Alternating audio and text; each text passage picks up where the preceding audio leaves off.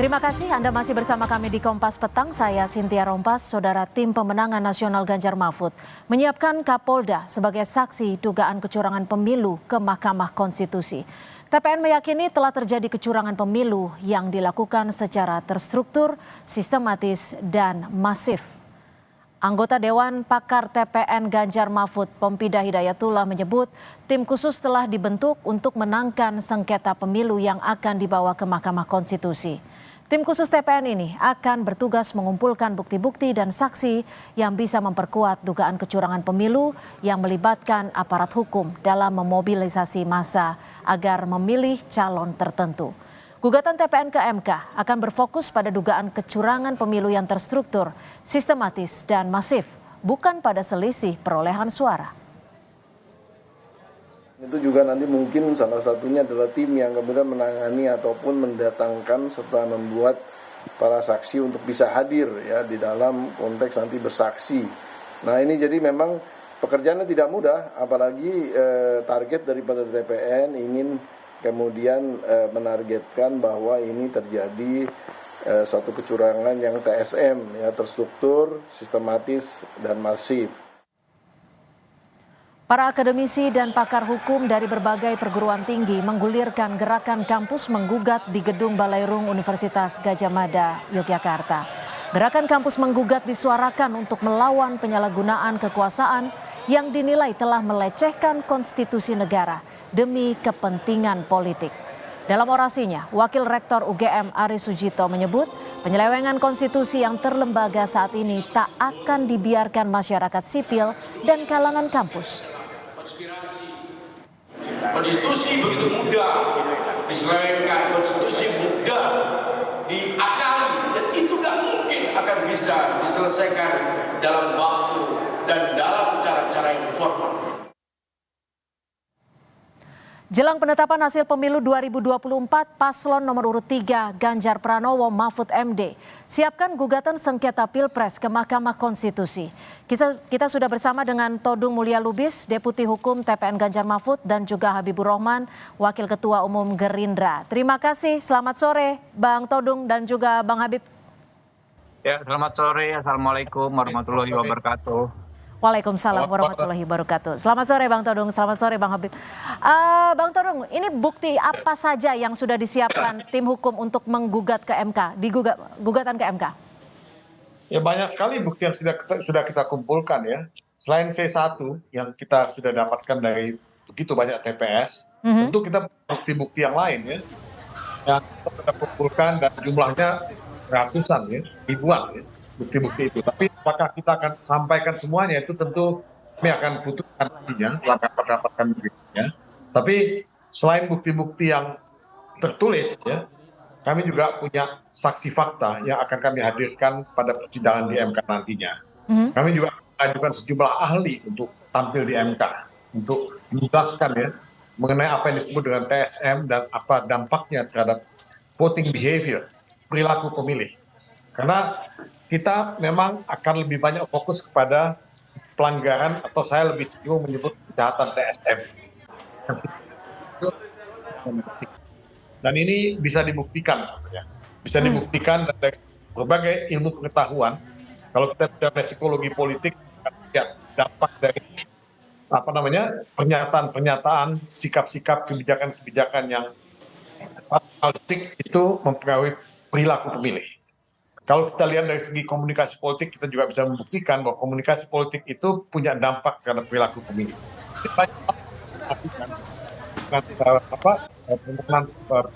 Kita ke Mahkamah Konstitusi nantinya, dan saya harap Mahkamah Konstitusi terutama hakim-hakimnya bisa melihat kasus ini dengan lebih jernih, ya, tidak dengan semata-mata perhitungan angka, ya, perolehan suara.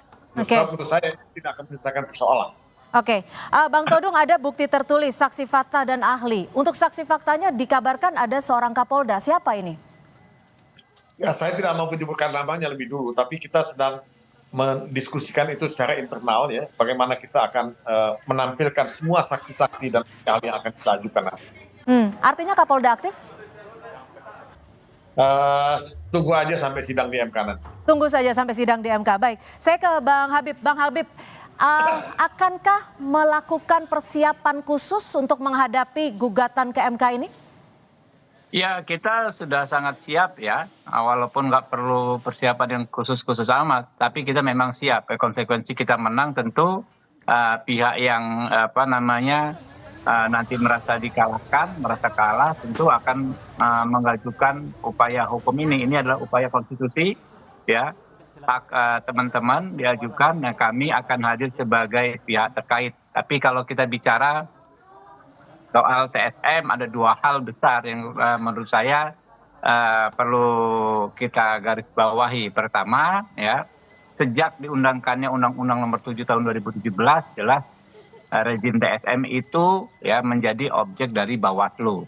Lalu praktek terhadap apa yang diatur di Undang-Undang 7 Tahun 2017 adalah sengketa Pilpres tahun 2019, di mana waktu itu kami sebagai pihak pemohon, ya, kami juga mengajukan argumentasi yang sama seperti kurang lebih disampaikan rekan-rekan saat ini, dan itu ditolak. Jadi kalau kita melihat undang-undang itu, satu, aturan tertulisnya, kedua prakteknya. Aturan tertulisnya itu Undang-Undang Nomor 7 Tahun 2017, yang kedua praktek terhadap aturan itu yaitu PHPU Pilpres tahun 2019. Dua-duanya ya menegaskan bahwa kalau TSM itu ada rezim pengaturannya dan penindakannya sudah dialihkan ke Bawaslu. Jadi berbeda kita bicara TSM ya saat ini dengan TSM sebelum diundangkannya undang-undang tersebut, seperti yang terjadi di pilkada yang pernah disebutkan oleh Prof. Mahfud. Nah, kemudian kalau kita bicara soal TSM, kami juga percaya diri bahwa justru sebaliknya, kami ini sebenarnya ya adalah korban dari kecurangan yang TSM, walaupun kami menang, ya. Walaupun kami menang, karena dari kasus-kasus yang sudah terbukti banyak sekali mengarah bahwa memang TSM, mulai dari kasus PJ Bupati Sorong, ya, kemudian kasus kepala daerah yang dinyatakan oleh Bawaslu memang sudah melanggar, lalu kasus-kasus kementerian-kementerian yang digunakan untuk pemenangan paslon di luar paslon kami. Jadi apakah secara prosedural, ya, apakah secara substansi, kami insya Allah percaya diri menghadapinya. Oke, Bang Todung, ini ada dugaan kecurangan terstruktur, sistematif, dan juga masif. Apa yang unsur-unsur apa saja yang nanti akan dikuatkan dalam gugatan tersebut? Kalau kita melihat Undang-Undang Nomor 7 Tahun 2017, itu penafsiran TSM itu sangat sempit, hanya money politik. Tapi kan persoalan sengketa Pilpres ya, yang kita jadikan sebagai bahan untuk debat hari ini, itu persoalan yang sangat prinsipil. Kita mesti membaca pasal 22E Undang-Undang Dasar 45 yang mengharuskan pemilihan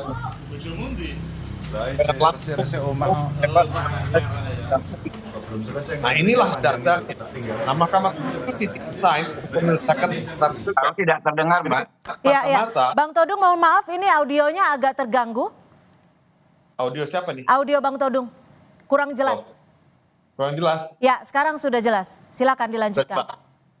Oke. Nah, saya mengatakan bahwa kalau kita melihat TSM itu semata-mata hanya dari Undang-Undang Nomor 7 Tahun 2017, itu sangat sempit, dan itu tidak merefleksikan original intent ya dari pembuat Undang-Undang Dasar 45. Setiap sengketa Pilpres yang diajukan ke MK itu didasarkan pada apa? Pada pasal 22E Undang-Undang Dasar 45 yang mengharuskan pemilihan umum itu dilakukan dengan jujur, adil, langsung, umum, dan bebas rahasia. Nah, disinilah inti dari persoalan yang kita hadapi. Nah, kita tidak mau itu hanya sebatas ya money politics. Kita tidak mau sengketa itu hanya soal perolehan suara. Jadi perolehan suara yang kita dapat ya pada tanggal 14 Februari ya, ketika rakyat pemilih itu datang berbondong-bondong ke TPS, itu kan semua ditentukan oleh apa yang terjadi pada sebelum pencoblosan itu. Apakah itu pada masa kampanye ya, mungkin juga jauh sebelum masa kampanye, itu sudah bisa dibuktikan. Nah, jadi ya ini yang sebetulnya menjadi tantangan MK untuk betul-betul melihat secara jernih di mana esensi ya dari sengketa Pilpres yang sedang kita hadapi ini. Jadi ya jangan disempitkan. Oke, Bang Todung, ini kan juga disebutkan bahwa dugaannya adalah mobilisasi massa. Nanti yang akan dibuktikan dalam MK seperti apa? Nah, sebetulnya sih mobilisasi massa kan bisa kelihatan. Dan Anda juga bisa melihat bagaimana pembagian bansos itu dilakukan. Nah ini semua ya sudah diberitakan di media. Bagaimana intimidasi itu bisa dilakukan misalnya terhadap kepala desa. Nah kita mendapatkan banyak sekali keterangan dan informasi. Saya ketemu dengan beberapa pihak kepala desa di daerah yang kita minta untuk menjadi saksi, tapi mereka semua ya dihadapkan pada ketakutan untuk bisa bersaksi, ketakutan untuk memberikan keterangan, ketakutan nama mereka sendiri mereka tidak mau disebutkan. Nah inilah iklim yang kita sedang hadapi sekarang ini. Nah kalau kita ingin mengungkapkan kebenaran konstitusional, saya ingin menggunakan kata itu, kebenaran konstitusional, kita butuh keberanian dari semua pihak, baik itu saksi, baik itu ahli maupun hakim Mahkamah Konstitusi. Oke, Bang Habib, untuk menjawab ini ada pembagian bansos, dugaan intimidasi. Apakah ini juga sudah disiapkan oleh tim Anda? Atau Ya, mungkin akan melakukan pembuktian terbalik? Bukan, nggak ada kaitannya pembuktian terbalik, Mbak.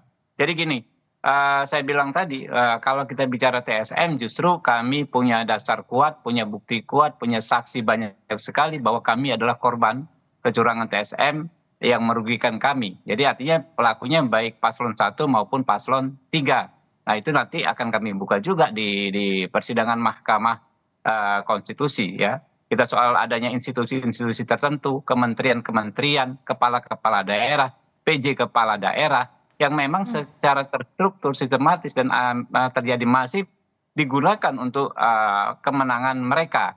Nah nanti kan kita bisa lihat Pak Todung tentu punya dalil, kami punya dalil, kan harus berdasarkan bukti. Nah tapi kalau soal kewenangan konstitusional Mahkamah Konstitusi, menurut saya itu kan sudah kita sepakati bersama.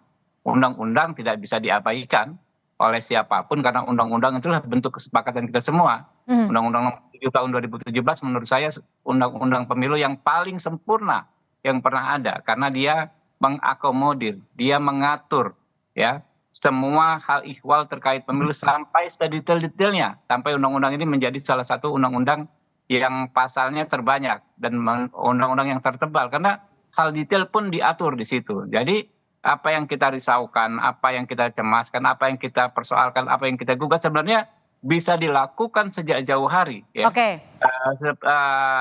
Pada saat pemilu ini berjalan. Jadi bunyi TSM ini ya kan ya yang kami dapat baru setelah penghitungan suara ya, setelah quick count dinyatakan ada yang kalah lalu mulai bunyi TSM. Padahal ya berbagai sengketa kan bisa diselesaikan sebelumnya. Misalnya macam-macam. Di buku keempat Undang-Undang Pemilu ya, itu satu buku sendiri mengatur soal mekanisme bagaimana merespon berbagai bentuk kecurangan. Ada mulai sengketa administrasi, ya, pelanggaran administrasi, ada sengketa proses, ada PHPU, dan semuanya punya turunan-turunannya. Dan kalau kami ya, sebagian besar kami tempuh dan sudah memiliki kekuatan hukum. Nah, sehingga sekarang kalau ada teman-teman mempersoalkan banyak hal, mulai dari soal kewenangan Mahkamah Konstitusi, kami juga punya ya banyak sekali ahli ya yang akan menyatakan penguatan argumentasi bahwa memang Mahkamah Konstitusi itu punya kewenangan yang memang khusus ya, yaitu mengadili perkara yang bisa berpengaruh terhadap hasil pemilihan. Nah ini sehingga kesepakatan konstitusional kita menurut kami ya haruslah kita sama-sama hormati. Baik, Bang Todung, ini justru Bang Habib menyebut sebagai korban. Bagaimana Anda melihatnya ini? Apakah juga tim Ganjar Mahfud akan melakukan pembuktian terkait dengan dugaan manipulasi suara? Tapi dijawab setelah jeda, tetap bersama kami di Kompas Petang. Bang Habib, saya akan kembali ke Bang Todung. Bang Todung, ini kan tim IT Ganjar Mahfud menemukan adanya algoritma yang menahan sekitar 17%. Ini apakah nanti akan dibuka juga nanti dalam gugatan, dan apakah juga nanti meminta KPU untuk membuka data secara belak-belakan? Ya itu salah satu tentunya algoritma yang bermain ya, yang membuat angka Ganjar Mahfud itu stuck ya pada 17%. Itu aneh ya. Saya sangat sulit untuk memahami logika algoritma seperti ini. Tapi itu terjadi karena itu bisa di-setel dan ini yang harus diungkapkan di sidang di Mahkamah Konstitusi. Nah, yang saya ingin katakan dalam kaitan ini adalah TSM. TSM yang memang tadi dikatakan oleh Saudara Habib diatur dalam Undang-Undang Nomor 7 Tahun 2017 memang itu undang-undang sangat banyak pasal-pasalnya, tapi kan tidak berarti bahwa undang-undang yang pasalnya banyak itu undang-undang yang lengkap dan yang baik ya. Banyak hal-hal yang tidak diatur, ada kekosongan hukum dalam Undang-Undang Nomor 7 tahun 2017. Karena kalau kita baca Undang-Undang Nomor 7 tahun 2017 itu, yang namanya TSM itu hanya money politics, ya. Yang lain itu tidak masuk money politics sebetulnya. Nah, kedua, itu jadi domainnya Bawaslu. Nah, kalau kita baca pasal 22E Undang-Undang Dasar 45, itu tidak mungkin ya, yang namanya TSM itu hanya menjadi domain dari Bawaslu. Itu bisa menjadi domain dari Mahkamah Konstitusi. Nah, disinilah desain konstitusional dari penyelesaian sengketa Pilpres mesti dikembalikan kepada maksud pembuat undang-undang dan fungsi dari Mahkamah Konstitusi itu sendiri. Kalau tidak akan mendapatkan kebenaran yang konstitusional oleh pemilu ini. Nah, ini yang menurut saya mesti difahami, dan hakim-hakim MK mesti berani keluar dari ya perangkap yang ada pada mereka sekarang ini. Kalau tidak, kita akan dihadapkan pada ketidakadilan konstitusional. Ini yang akan terjadi nanti. Saya ke Bang Habib. Bang Habib, ini kan di Ganjar Mahfud ini juga ada sosok Mahfud MD yang juga mantan ketua MK yang memang diduga juga sudah mengetahui bukti-bukti apa saja yang memiliki nilai yang kuat. Bagaimana Anda akan menghadapi sosok beliau ini? Ya, kita tahu ya Pak Mahfud pernah mempraktekkan ya TSM ini di Mahkamah Konstitusi, tapi yang Pak Mahfud sebut, yang Pak Mahfud rujuk itu adalah TSM era sebelum Undang-Undang Nomor 7 tahun 2017. Ketika waktu itu belum ada aturan detail memang ya, ada semacam referendum ya di Pilkada Kota Waringin Barat kalau nggak salah, mulainya kan dari situ. Tetapi itu semua sudah diatur secara jelas ketika undang-undang itu diundangkan, Undang-Undang Nomor 7 tahun 2017 ya. Nah, soal argumentasi abang saya Todung Mulya Lubis bagaimana MK mengacu ke konstitusi seolah-olah mengabaikan undang-undang, itu sebenarnya argumentasi yang sama yang kami sampaikan ketika 2014 dan terutama 2019 sebagai pemohon. Waktu itu ingat ya, kami mengatakan MK jangan hanya menjadi mahkamah kalkulator, tetapi salah satu pertimbangan hukum yang penting digarisbawahi ya, yang di perkara nomor 1 tahun 2019 adalah tidak bisa uji materi dan sengketa PHPU diajukan sekaligus dalam satu berkas. Artinya kan kalau kita ingin mengabaikan ketentuan Undang-Undang Nomor 7 tahun 2017, itu kan ranahnya uji materi. Sementara kalau kita mempersoalkan hasil pemilu itu adalah PHPU, perselisihan hasil pemilihan umum. Tidak bisa digabung dalam satu berkas. Nah, mungkin memang kalau kita ada kritikan terhadap undang-undang tersebut, ya tentu kita bisa sampaikan, bisa legislative review, bisa yang namanya PHPU. Ya silahkan saja, tetapi tidak bisa digabung. Misalnya dengan serta-merta saat itu undang-undang tersebut diabaikan begitu saja. Jangan lupa, sepertinya setidaknya 4 hakim MK yang waktu itu mensidangkan perkara 2019 sekarang masih ada. Tetapi kalau saya mengacu kepada putusan-putusan MK ya dalam berbagai hal, mereka ini konsisten ya. Beda dengan putusan di pengadilan lain lah yang kadang-kadang tidak konsisten. Mereka ini jauh lebih konsisten. Apalagi perkara PHPU Pilpres itu kan hitungan jari. Tiap 5 tahun hanya ada satu gitu kan. Jadi menurut Anda sosok Mahfud tidak begitu menguntungkan bagi TPNK atau ya dianggap normal saja? Yang sudah dipahami dan disampaikan Pak Mahfud itu TSM yang out of date istilahnya gitu loh.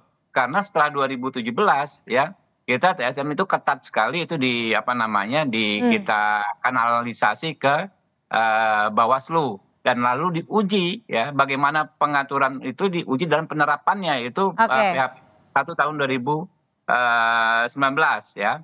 Nah, kalau soal kemudian algoritma dan lain sebagainya secara ilmiah saya sangat percaya yang namanya quick count ya.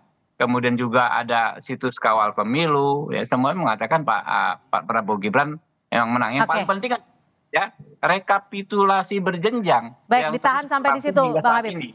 Dan itu ya jelas-jelas gitu kan membuktikan bahwa memang pasangan Prabowo Gibran. Tapi kalau saksi yang diajukan ini adalah seorang Kapolda, Anda kaget tidak? Atau justru Anda sudah menduga siapa sosoknya? Nggak tahu, silakan saja siapa saja, kita nggak kaget ya. Justru silakan itu hak pemohon nanti mengajukan Kami juga sudah punya banyak sekali daftar saksi dan ahli yang akan kami ajukan. Itu biasa-biasa saja. Kita sudah beberapa kali bersidang PHPU Pilpres di Mahkamah Konstitusi. Baik, Bang Todung, kalau kita bicara soal gugatan ke MK, ini kan pasti beyond reasonable doubt gitu ya. Apakah sosok Kapolda ini yang akan menjadi kuncian Anda atau ada hal-hal lain yang saat ini mungkin masih dirahasiakan? Anda bicara mengenai pembuktian ya yang ada di MK. Nah, kalau pembuktian itu berdasarkan apa yang disebut ya pembuktian pidana yang beyond any reasonable doubt ya, itu tidak akan jalan ya. Karena menurut saya dalam sistem peradilan konstitusional dimanapun yang dianut itu bukan sistem pembuktian pidana ya, balance of probability ya. Ini sistem pembuktian yang lebih longgar dalam perdata. Nah, ini yang harus dipelajari oleh semua kita ya, semua pihak ya, termasuk hakim MK. Karena menurut saya mencari kebenaran konstitusional itu satu tantangan yang tidak mudah. Karena itu saya meminta dikembalikan kepada fungsi konstitusional dari MK itu sendiri, menjaga konstitusi. Persoalan pemilihan umum, persoalan algoritma, persoalan yang lain-lain itu bagian kecil dari seluruh esensi ya perselisihan pilpres ya, yang merupakan isu konstitusional. Dan oleh sebab itu saya kembali mengajak untuk melihat pasal 22E. Tidak bisa tidak.